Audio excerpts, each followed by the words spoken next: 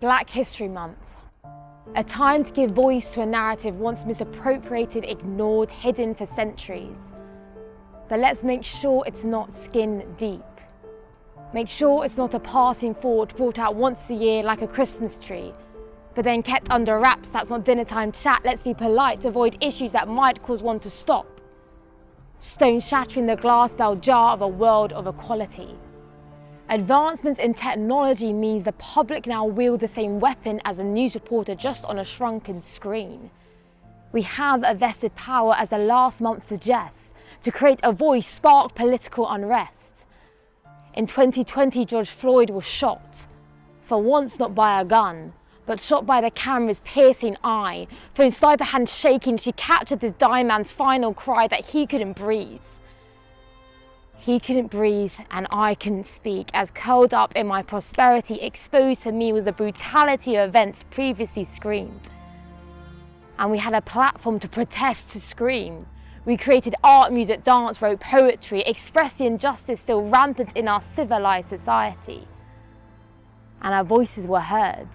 Black towers flicking past like broken television screens on social media feeds, and juries stood up and passed a verdict guilty. In 2021, the bills were passed and the officers responsible were at last charged with their crimes of murder, manslaughter.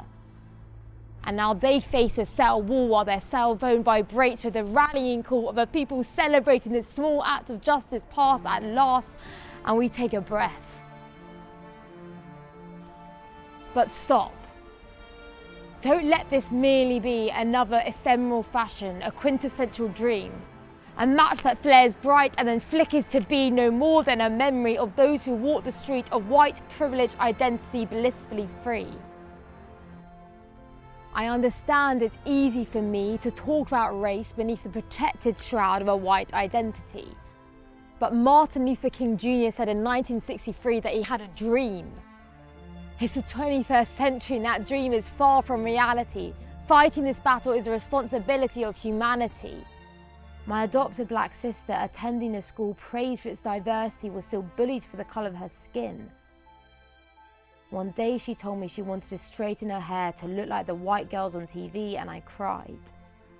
I cried because she has imbibed the Western world's definition of beauty, so she could never be content with what she could see in the mirror.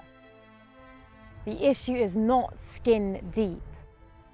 For I believe that in the beginning God created humanity in His likeness free. So we have a responsibility to fight for God-ordained equality. Our Creator has stamped His blueprint on all mankind, so it is so twisted when we, by any degree, place labels, stratifications, boundaries in society. Racism is another symptom of humanity's most crippling disease. We are all infected with sin, a form of slavery by which we have broken relationally how we were designed to be. Can't we see the mess we cause when we usurp the rightful ruler, misplace our identities and put it in external appearances, race, nationality, the place where Jesus should rightfully be? So be active in uprooting our society, in de-weeding the infested cultural ideology, and create a world how God intended with equality. It takes more than sharing a square or donating to charity. It takes education and a willingness to understand respectfully that we, who do not share their skin tone, can never understand their story truly. Black history should not be sequestered to a month or paraded as the diversity feature on the curriculum display. Black History Month is about creating a dialogue to celebrate those figures that have helped shape our society, created our economy, not reduce them to merely victims of insubordination and slavery, but it's also a time for us to stop and reflect on the root cause of this rot, to dig deep into our hearts and our hopes and our hurts. Only in understanding we are inherently sick can we ever be free.